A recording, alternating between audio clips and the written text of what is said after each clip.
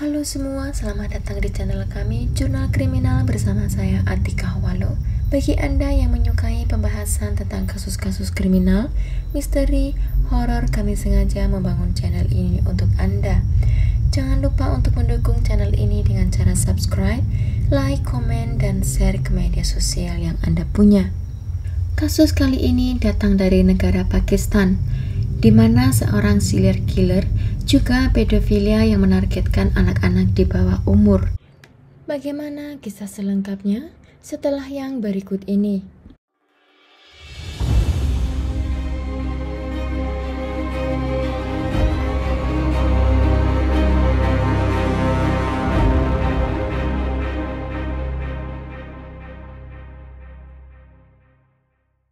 Bagi Anda yang punya masalah tentang pedofilia, boleh skip video ini karena dalam kasus ini sedikit berat untuk didengar. Jutaan anak yang tinggal di jalanan menjadi pengemis di sekitar monumen dan tempat-tempat suci, dan juga menjadi pemungut sampah di sekitar kota sampai mereka tidak mendapat perhatian dari pemerintah. Di banyak kasus, hilangnya mereka tidak ada yang melaporkan atau tidak diperhatikan oleh masyarakat sekitar. Keberadaan mereka sangat rentan dijadikan target oleh serial killer yang haus akan pembunuhan. Kejadian ini terjadi pada akhir bulan November tahun 1999, ketika banyaknya anak-anak jalanan menghilang secara misterius di kota Lahore. Dan kejadian itu tidak diperhatikan oleh publik sampai seorang parubaya yang bernama Javed Iqbal menyerahkan diri pada polisi setempat dan mengakui segala apa yang ia lakukan pada 100 orang anak. Yang korbannya semua masih anak-anak di bawah umur. Hilangnya para korban itu tidak diketahui karena tidak pernah ditemukan tubuh mereka. Pelaku serial killer kali ini bernama lengkap Javed Iqbal Mughal, lahir pada tanggal 8 Oktober 1956 di Lahore, Punjab, Pakistan. Javed lahir dari keluarga yang kaya. Ayahnya bernama Muhammad Ali Mughal, adalah seorang pembisnis yang sangat sukses. Karena kekayaan ayahnya, ia menjadi anak yang beruntung karena ia bisa mendapatkan apa saja yang ia inginkan. Javed adalah anak keenam dari 8 bersaudara. Dia berkuliah di Government Islamia College di Railway Road sebagai mahasiswa tingkat menengah. Pada tahun 1978, saat dia masih menjadi mahasiswa, dia sudah mulai mendirikan bisnisnya sendiri dengan melakukan pengecoran ulang baja. Dan ia tinggal dengan seorang anak laki-laki di sebuah villa di Satbag yang dibelikan oleh ayahnya. Awalnya ayahnya yang telah membelikan 2 villa untuknya merasa curiga karena ia melihat keanehan dari Javed Iqbal yang merekrut anak-anak muda dengan uangnya untuk tinggal bersamanya. Keanehan lain juga dirasakan oleh orang-orang sekitar yang mengenal Javed. Dia sering keluar rumah dengan mobil fancy-nya dan mengajak anak-anak untuk pergi bersamanya. Tetapi masyarakat di sana mengabaikan keanehan Javed tersebut karena status dirinya. Ayahnya menyimpan keanehan anaknya itu dengan membujuk Javed untuk segera menikah, berharap ia mau menikah dan memiliki kehidupan yang normal. Pada awalnya, Javed Iqbal menolak keinginan ayahnya, tetapi beberapa waktu kemudian ia mau menikah dengan wanita pilihannya. Mendengar hal itu, ayahnya pun merasa tenang dan bahagia. Dia kemudian menikah dengan seorang wanita, dan setelah ditelusuri, wanita yang pernah dinikahi itu adalah kakak perempuan dari salah satu korbannya. Korban-korban kesadisan Javed adalah anak laki-laki berusia antara 6-16 tahun. Javed melakukan pelecehan dan pemerkosaan terhadap 100 orang korbannya. Dia tidak menjalankan itu sendiri, melainkan ia punya 3 asisten yang membantunya dalam menjalankan aksinya tersebut. 3 anak itu adalah Sajid Ahmad berusia 17 tahun, Mamat Nadim berusia 15 tahun, Mamat Sabir berusia 14 tahun. Kebrutalan dan kesadisan Javed Iqbal pada korbannya sangat sulit untuk dipercaya. Semua korbannya setelah disiksa dan diperkosa, kemudian mereka dimutilasi dan mayatnya dilarutkan dalam tangki yang berisi cairan asam sebagai cara untuk menyembunyikan tubuh mereka. Sebagian tubuh mereka juga dibuang di sungai dekat ia tinggal. Kejahatan tersebut mulai terungkap ketika polisi menerima surat dari Iqbal pada tahun 1999. Iqbal juga mengirimkan surat kepada Chief News Editor yang bernama Khawar Naim Hashmi di Lahore. Setelah polisi menerima surat tersebut, polisi berusaha untuk mencari bukti dan mulai melakukan investigasi. Dari surat yang dikirim Iqbal itu, ia mengaku bahwa dirinya telah membunuh 100 orang anak dan membuang tubuhnya ke dalam tangki-tangki yang berisikan hidroklorik asid dan kemudian membuang sisa-sisanya di aliran sungai setempat.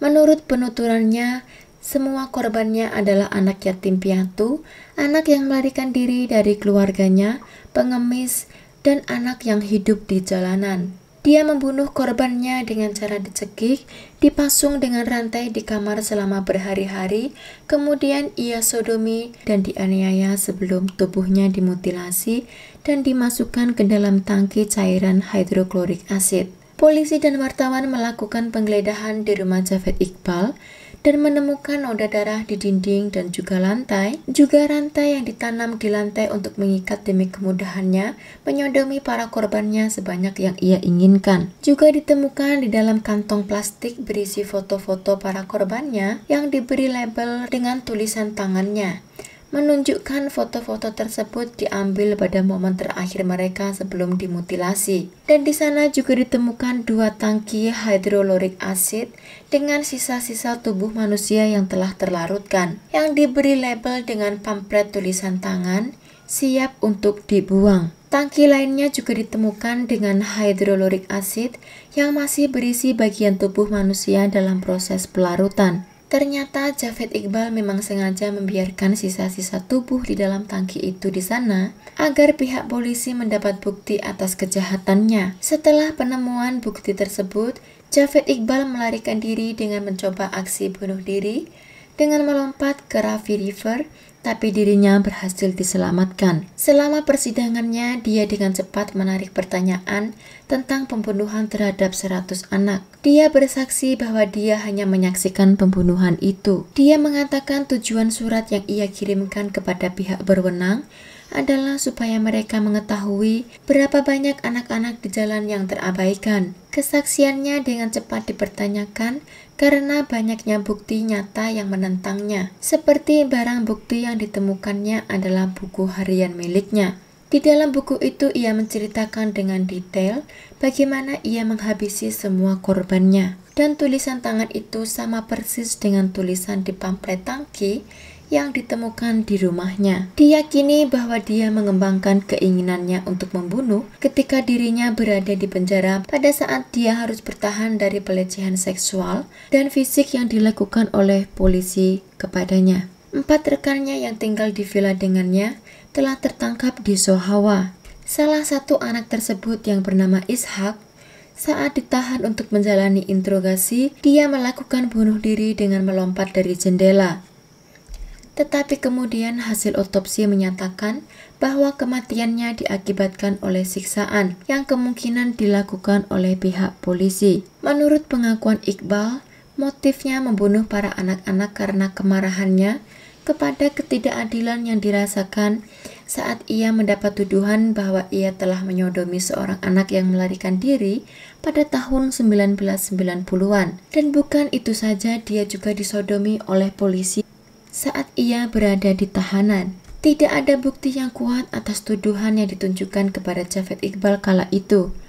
Bahkan ia dipaksa untuk mengakui semua tuduhan itu di depan ibunya, yang pada saat itu ibunya sedang menderita serangan jantung yang berakibat fatal. Karena kejadian itu, ia berjanji akan membuat 100 orang ibu menangisi putra mereka, sebagaimana yang dirasakan ibunya sebelum meninggal. Lalu ia mengatakan yang sebenarnya, jikalau ia mau, dia bisa membunuh lebih dari 400 orang anak lagi.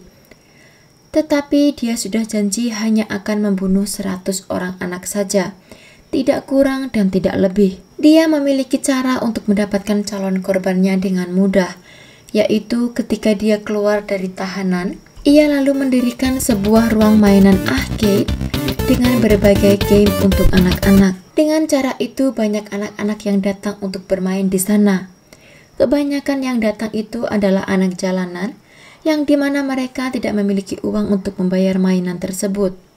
Lalu dengan caranya memberi mereka mainan secara cuma-cuma, bukan hanya itu saja, dia juga punya trik lain, yaitu dengan cara menjatuhkan uang kertas di lantai, sambil ia mengawasi sampai ada salah satu anak yang memungutnya. Setelah uang kertas itu diambil, Javed Iqbal akan segera mengatakan bahwa dia kehilangan uangnya. Akhirnya satu persatu anak yang ada di sana akan dicek kantong sakunya hingga dia menemukan korbannya. Javed Iqbal akan membawa anak yang mengambil uangnya tersebut ke ruang belakang dengan alasan akan dihukum atas kelakuannya. Tetapi kenyataannya mereka akan disodomi. Tetapi kadang Javed Iqbal melepaskan mereka setelah keinginannya terpenuhi karena merasa kasihan terhadapnya. Sebelum ia tertangkap polisi pada 30 Desember 1999, sebulan sebelumnya ia menyerahkan diri pada surat kabar Daily Jang karena dia takut akan nyawanya dan khawatir dia akan dibunuh oleh pihak polisi. Dalam persidangan, hakim memutuskan kepada ketiga rekan Iqbal dengan hukuman. Sajid Ahmad dijatuhi hukuman mati karena dia adalah rekan dekat Javed Iqbal dan menjadi partner dari pembunuhan tersebut. Mamat Nadim dijatuhi hukuman 182 tahun penjara karena ia telah mengaku bersalah atas pembunuhan kepada 13 orang anak. Per korban divonis 14 tahun penjara. Mamat Sabir dijatuhi hukuman selama 63 tahun penjara. Akhirnya Javed Iqbal dijatuhi hukuman mati dengan 100 dakwaan pada tanggal 16 Maret tahun 2000. Dalam putusan tersebut, hakim mengatakan bahwa dirinya dan rekannya yang bernama Sajid akan dicekik sampai mati di depan orang tua anak-anak korban dengan rantai besi yang sama digunakan pada korbannya. Lalu tubuh mereka akan dipotong menjadi 100 bagian, satu bagian untuk satu orang tua yang kehilangan anaknya. Lalu potongan-potongan itu akan dimasukkan ke dalam tangki yang berisikan hidrolorik asid untuk dilarutkan. Tetapi Menteri Dalam Negeri menentang hukuman tersebut dengan menyatakan bahwa negara Pakistan juga penandatangan Komisi Hak Asasi Manusia. Jadi hukuman tersebut tidak diperbolehkan. Pada tanggal 8 Oktober 2001, Iqbal akhirnya ditemukan meninggal dalam selnya sebelum dieksekusi. Begitu juga dengan temannya yang bernama Sajid Ahmad, ditemukan gantung diri dengan spray di selnya pada malam yang sama. Tetapi spekulasi mengatakan bahwa mereka dibunuh oleh orang dalam, karena menurut investigasi, mereka percaya bahwa tidak mudah untuk menggantung diri di dalam sel tersebut. Dan juga sangat janggal untuk dua narapidana yang berbeda tempat melakukan aksi bunuh diri di waktu yang sama. Ketika dokter dan polisi datang dan membawa tubuh dua narapidana untuk dilakukan otopsi, mereka menemukan bekas cekikan di leher dan darah keluar dari mulut juga hidung mereka. Bahkan bekas-bekas luka siksaan lainnya juga terdapat pada sekujur tubuh mereka berdua. Sekian kasus kali ini, jangan lupa tinggalkan like dan komen. Jika Anda tidak keberatan, klik tombol subscribe untuk mendukung channel kami. Terima kasih dan sampai jumpa di kasus berikutnya.